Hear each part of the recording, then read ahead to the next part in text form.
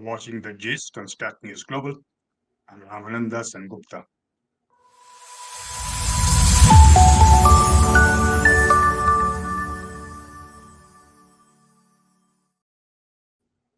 Very special guest today is Dhruva Jaishankar, the executive editor of ORF America, which he helped establish in 2020. And we're going to be talking about his book, which I think everyone who's watching this should pick up immediately. If you're interested in India, this is the book you need to read. Having said that, thank you so much for joining us, Dhruv. It's a delight, and I appreciate you taking time out from your busy schedule for talking to us. Thank you for having me. And, if we're talking about your book, and, your book is called Vishwa Shastra, India and the World. And as I said, I recommend it to anybody, not just students, as you said, the young Indians or whatever it is that you were trying to say that you want to reach to. I think anybody who's remotely interested in India should pick up this book. But, what I liked about the book is, it sort of debunks a whole bunch of, stereotypical tropes that we seem to have about India, which a lot of educated Indians too seem to believe in. Before we get down to how you came to that, let's talk about how you came to this book. I mean, what made you decide to write it? I think the origins, I had some vague idea about it in 2016. I moved back to India at that time from the US, and I spent the next 3.5 years based in Delhi. But I was traveling around all over India and South Asia and Southeast Asia. And again, some of these were issues that I cared about, worked on, and felt, that they deserved a longer treatment. I finished a draft in 2018. And at that time, it was a bit more jumbled. I was trying to answer too many questions in different places and all of that. And I, thankfully, and for a number of reasons, I ended up holding it back. And then, of course, events took over. So I changed jobs. I moved to ORF. But also real life events took over. We had the pandemic. We had the India-China clashes in Ladakh, and that changed a lot of things, as you know. And then the Russian invasion of Ukraine and the consequences of that, the G20, lots of things like that. So essentially, I used that time to kind of update it, but also restructure the book and actually make it simpler. And so then what I ended up having to do is just say, look, let me just set out a chronology. So because a lot of people, again, there were things I learned along the way as well that I did not know when I was writing this book. But what are India's past interactions with the world? Where do you start? How do you explain that? What is important? What is less so? How are they interconnected? So I just decided to lay out a straight chronology, and that involved, again, some of those things I knew reasonably well, but I had to learn a lot about India-Russia relations, economic history, technological, Africa. These are parts of the world I did not know so much about, in India's role in some of these places. And then the second part was more sort of straightforward. It was like, what should India's priorities be? And the outline of that I had for some time. Obviously, some of the details changed, and thankfully, again, some of the circumstances changed. When I started writing this issue, like IMEC, the India, Middle East, Europe corridor, was not even a possibility. But I do include sort of the rationale for that and why it's important. So again, that was the genesis of it. But I think I'm quite happy with how it landed, which is just giving readers a sense of, this is where India is coming from, and then this is what India's objectives are and how it is trying to achieve those objectives. Mm-hmm. But what as I was telling you just before we started the interview, my mind just gets blown away by the fact that you're looking at India from prehistoric times till now. How much effort did it take to figure out what you're going to put and what you're not going to put? Yeah, it was hard. So what is, one, I came up eventually with a structure, which is what were the key defining periods and turning points. So one was pre-independence. So independence being the first major turning point. Then 1971, because a lot of things happened there. 1991, because of liberalization, the end of the Cold War, the start in some ways of certain kinds of troubles with Pakistan. And then 2008, the global financial crisis, the rise of China, and again the 26/11. Something's happened in India at each of these stages as well. So I had these turning points, and then what I had to do is work out what were the cardinal features of each of these. So again, you couldn't cover everything, but what were the main aspects? What were Indian leaders taking most of their time dealing with? So that was certainly in the post-independence era. That each of those chapters has 6 to 10 sort of themes which I feel characterized those eras. The pre-independence period is of course a bit more chronological, again punctuated by certain periods of time where there were intensified engagements. So obviously there was the colonial period, the British Raj, then the European interactions before the Raj and the rise of the East India Company. I'm going backwards. Then interactions with the Islamic world, then essentially pre-Islamic interactions with mostly Asia and the Mediterranean. So those were kind of the main cardinal features. Again, some of it I was more familiar with. My background, academic background, is in history, but again, there were many episodes I learned a lot. I was reading about India and Persia, the Persian interactions I knew very little about. Africa again was a blank spot for me. And so I guess I had to mine. One of the things I had to do was basically find who has written the most recent scholarly work in every subject, and I had to find that, read it, and basically summarize it and include it in the book. Mm-hmm. But how did you arrive at the name? The name came later. Kind of my working title for this was India, an introduction to India and the world. That was and my publisher Penguin intimated, and I agreed, that it was a very boring title. That while that was essentially described what the book was, what the book is intended to be, that nobody would find it interesting. And so I played around with a few ideas, but the one that stuck with me, and fortunately they also accepted it, the publishers, was Vishwa Shastra. And I think I was combining in some ways, two terms that a lot of Indians would be familiar with. One, obviously, Vishwa meaning world, which, amongst others, the Prime Minister has popularized a lot when he talks about India's Vishwa Guru or Vishwamitra, Vishwabandhu. Yeah. So that has kind of entered popular parlance. And then Shastra, I don't mean it as a weapon. It is a long R. It is meant to be like the Artha Shastra, so like a treatise, Dharma Shastra. So Vishwa Shastra, you're combining those two elements. It was basically a treatise on the world in Sanskrit. Mm-hmm.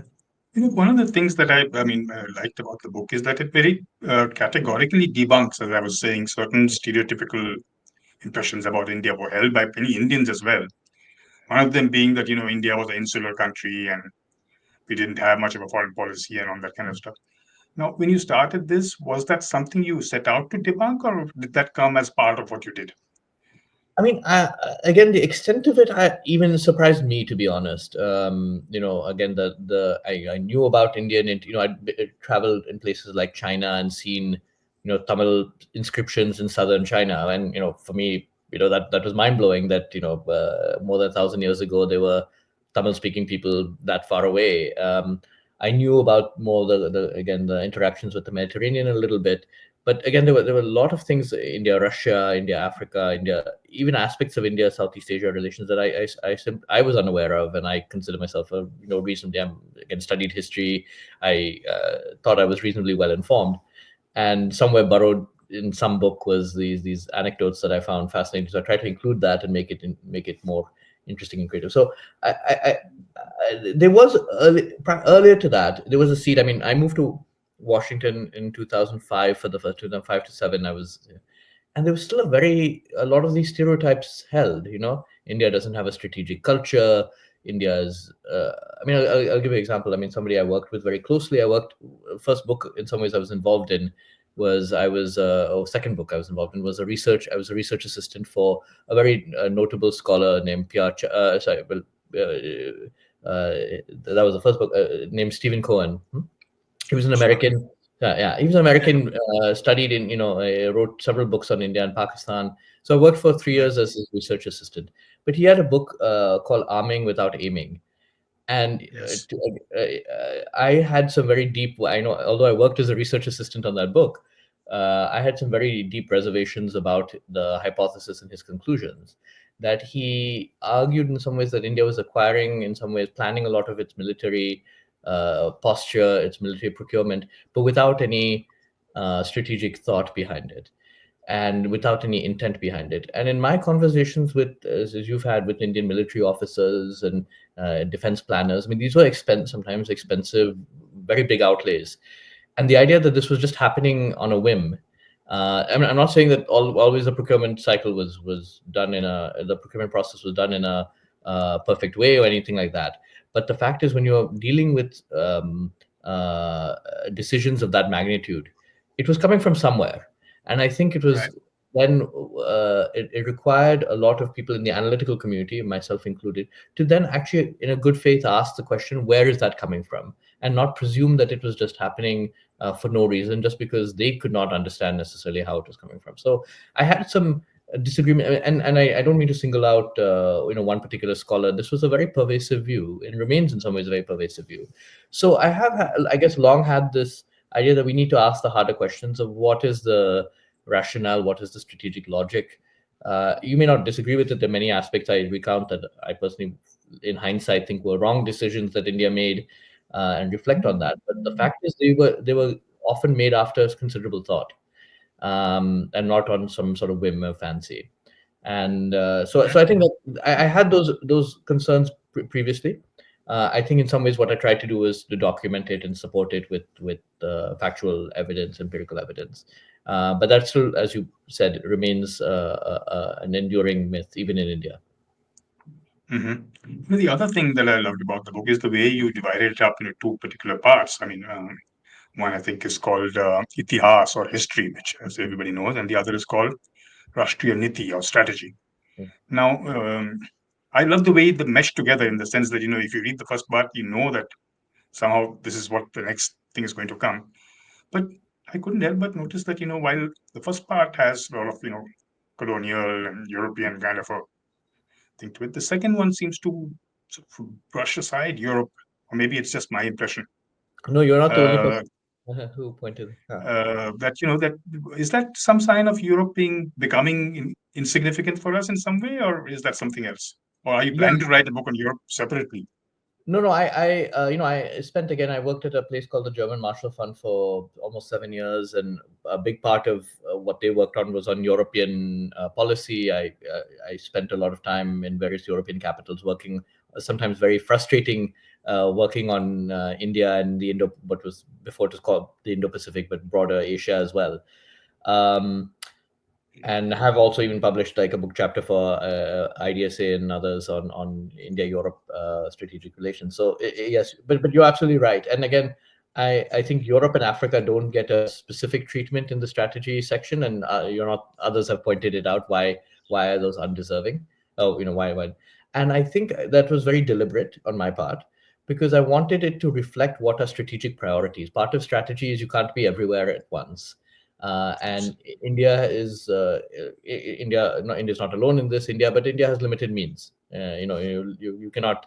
It would be nice if India was everywhere globally, but the fact is, it is in some places more than others, and its interests are always going to be closer to home. And again, this is even true of the U.S. as well, right?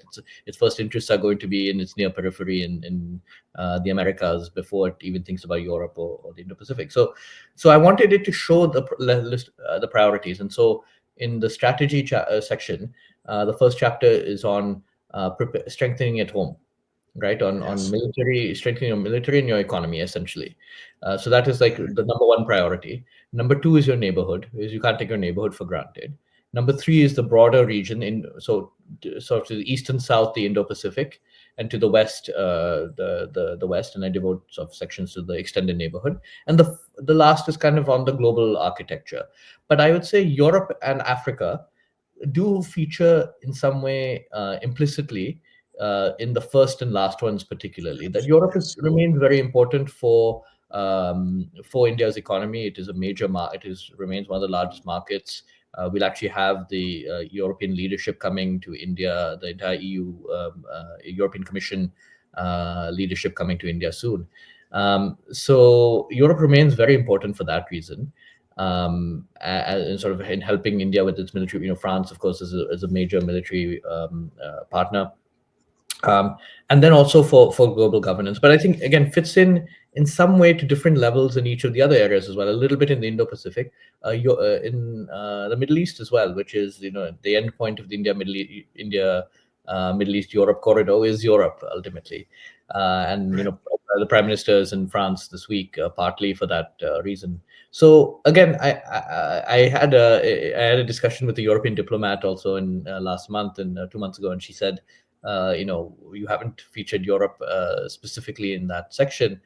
And I said, honestly, if I was a European diplomat and I was reading this book, I would go through every one of the objectives and priorities that I have outlined and say, where can Europe play a constructive role in this? If it wants to be a partner to India, if this is India's wish list of priorities, where can Europe play a role? And in most of those, not all, but most of those, there is some role for Europe to play. But it was a very conscious decision. That is, I didn't want to include a section on a region simply for its own sake. So Latin America does not feature that prominently. Again, an important source of natural resources. Brazil is an important partner on multilateral issues, but it doesn't deserve the treatment because, again, I'm trying to outline the strategy. One last thing on this, I struggled a little bit again with what do you include and what do you exclude, and the exercise I gave myself was, like the US and some other countries have a national security strategy, and so I read that. I read the similar documents for other countries as well, and I said, look, if I was writing it for India, what would it be? And again, these are all sometimes 30-40 page documents. They don't include every detail. They're supposed to provide a framework for what should be the priorities and what are the broad trajectories to get there. And so in some ways, that's what I use to limit what I focused on. And I think the last thing is I looked at what were major statements, including diplomatic statements and agreements that India had entered into in the past few years, and did all the main lines of effort fall into one of those categories? And that was the other test in some ways I used. And I think broadly, yes, it doesn't mean 100%, but maybe 90 to 95% of India's diplomatic effort falls into one of the things I mentioned. No, absolutely it does. That's for sure. That's not an issue at all. In fact, as an aside, I must also commend whoever did the subheads for your, because they make you want to look in and see what was just going on. What does it mean? That's a sign of a journalist at work in some ways. Mm-hmm. I really love some of the subheads because if they make you think and want to look further, that's what that's the point. Yeah. The other thing that I also thought that, you said that you focused a lot on the global South. I noticed that, it's there that India is becoming a sort of I wouldn't say leader, but a sort of a spokesperson kind of a thing for the global South. But I've had certain problem in defining the global South to begin with. How would you define the global South? So very simply, something, and I get so many questions about the global South. Actually, I'd say global South and BRICS are the two things from the West I get the most questions about, which is what is BRICS all about? Was one, and then second is what is the global South, and does it exist? And there's more skepticism I find in the global North than there is in the actual global South itself. But it's not skepticism as much as curiosity in my case. I mean, I think it's definitely.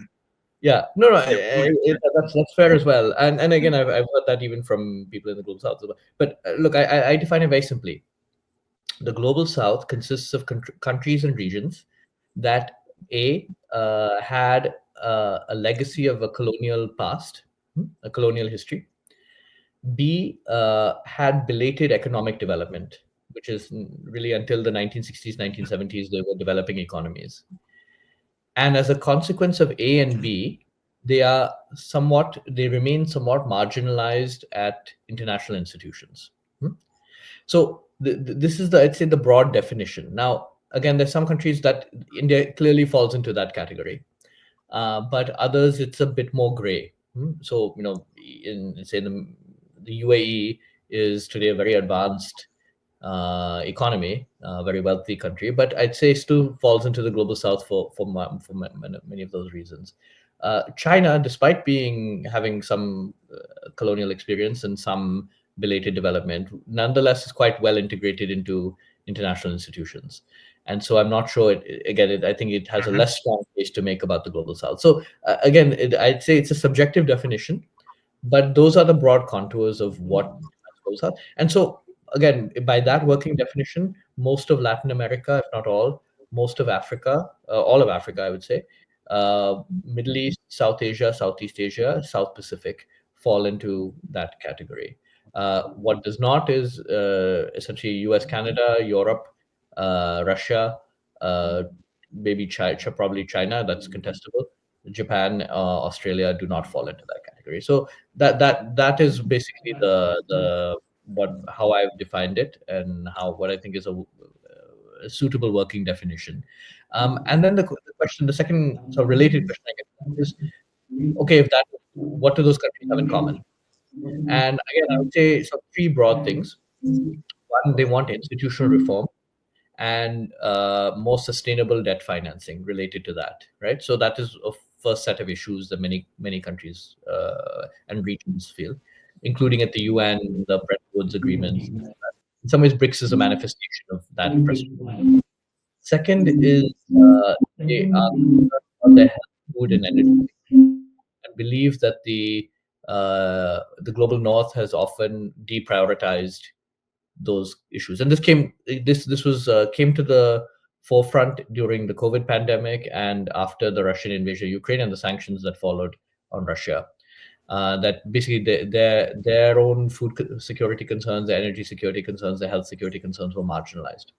And the third set of issues is really climate justice, which is the belief that the global north has not been as generous as they would like to think on issues of like technology transfer, climate financing, particularly to global south, adaptation, climate adaptation, that they believe in, and in some cases, particularly for the island countries, are existential issues.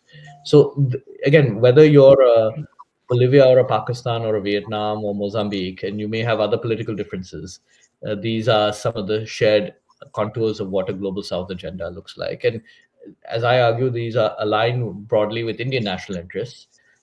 So it's, if India is advocating for all of this, it also makes sense to have 100 other countries, 150 other countries also pushing in the same direction as you. Mm-hmm. We are almost running out of time, so I'll save two quick questions. One is that, in your book, I noticed that, well, I mean, it's not a thing to say that you said that the world presents considerable opportunities and diverse challenges for a rising India. The emphasis is supposed being on a rising India rather than just India. Would you like to define maybe one of each, a major challenge and a major opportunity? Okay, the challenge is easy because I think I make it quite clear in the book. I say the single biggest challenge is China. Because if you look at every one of the priority areas I mentioned for India, it's defense preparedness and economic strength, it's neighborhood policy, it's Indo-Pacific balance of power, Pakistan, managing Pakistan, and global governance. In each of these areas, China is an impediment to India's objectives, right? Or more of an impediment than a partner. And so I would say if there's one, if you had to say what is the number one challenge, it is China. The second, what is the opportunity? I mean, I think, look, we're in this sweet spot that India can take advantage of to really, really for the first time in its history, make India into a consequential global power, a unitary consequential global power. And that's a very exciting time for Indians in general, but particularly younger generation of Indians who, for whom a lot of things are within reach today that was simply not within the realm of possibility 50 years ago, and in some cases even 20, 30 years ago. So I think in some ways it's a very exciting time. And again, I outlined what some of those opportunities are, particularly the economic opportunities, but not all of it is a foregone conclusion. It's, I get very concerned about sometimes the complacency I hear, which is that we don't have to do anything. This will happen on its own. I think, again, if there's one thing the historical narrative shows also is that even the wins, some of which we take for granted, things like food security, green revolution, or the IT revolution or telecom, this didn't happen by accident. It happened because of very deliberate, consequential decisions that were made. So I do think there's a immense opportunity, and I'm very positive. But I think it will require some very difficult choices, and knowing that is important as well. So, I mean, you forgive me if I'm wrong. Are we hearing that George Fernandez was right after all about enemy number one in that sense? I mean, if you remember, George Fernandez started off as defense minister, post the nuclear tests, enemy number one. Yes, yeah. And he got. I actually quote that quote that China is threat number one, and he was correct. He had to sort of walk it back, and that. But I think he was onto something. He wasn't the only one, by the way. I mean, it's interesting how In fact, some of the socialists in India were more concerned about that. Mulayam Singh Yadav, even. I mean, there were many others who had this earlier skepticism of China. Also, a generation of Indian diplomats that actually saw the Cultural Revolution firsthand, and Brajesh Mishra and others. They saw, I think, in the wake of 1962, what China was capable of. So again, there is that skeptical undertone, but it has really come out more since 2013 and especially since 2020. So a quick last question. I mean, we are recording this, I think about 5 or 6 hours ahead of Prime Minister Modi's arrival in Washington. What do you think should be the takeaways from this visit? I mean, what would you want to take away? Yeah. So again, what I say is, so I would look for a few things. One is, probably the least important, but important nonetheless, is what is the personal rapport like between the leaders? I think that is important, particularly with Trump. Two, are they able to continue the institutionalization of the US-India relationship? We have these channels for engagement, the 2+2 dialogue, ISET, the Quad, which have grown over time and have become sort of good working channels for cooperation. Will some of them we know will continue, but will all of them continue in some form? Three, will they be able to manage two big areas of difference, which is on tariffs and immigration? And find, I mean, I don't expect, I'd be pleasantly surprised if there's a true resolution on those issues this week, but some constructive pathway to resolving them within the next few months to a year. That would be very positive. And finally, can they both get some quick wins in a way that advances Trump's agenda for Buy American with a Make in India objective that Prime Minister Modi has? And again, there are some solutions that can be found on, particularly on the two areas I would look at are defense and energy. And again, if you're able to make some progress in all four of these areas, I think it would be a successful visit.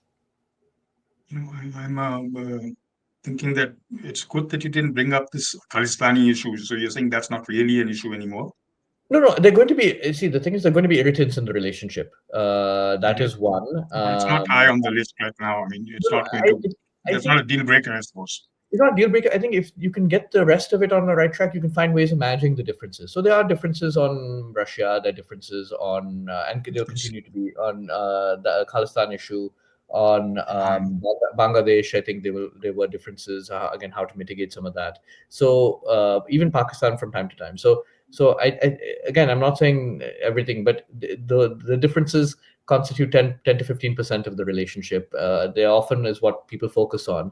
By and large, it's a broadly constructive relationship grounded in sort of three areas. One is the bilateral economic, trade, digital, labor, all of the bilateral relationship. Then strategic alignment on the Indo-Pacific, particularly because of shared concerns about China. And then increasingly, I think the Middle East, we don't pay that much attention, but there's to India's west, there's now much more coordination than there once was. So I think that the glues, these positive, really what predominates the conversation. I think that's a very positive note to sort of end this conversation with. And I really appreciate, like I said, you taking time out for this. And I look forward to having you with us again. And in fact, when we meet next, I'm going to get your book autographed. So that's the second part. Thank you so very much. It was a delight having you with us. And once again, we'll have you with us soon again, hopefully. Thank you, Rob. Thank you. That was Dhruva Jaishankar, Executive Director of ORF America. And we were just talking about this book of his, which again, I recommend that anybody who's interested in India pick it up right away. He spoke to us at length about what was behind the book, what made him try to put bracket India from prehistoric times till now, and why he's suggesting what he does. I do hope you enjoyed this particular edition of The Gist, and I look forward to having you with us again. Till then, this is Ramananda Sengupta signing out.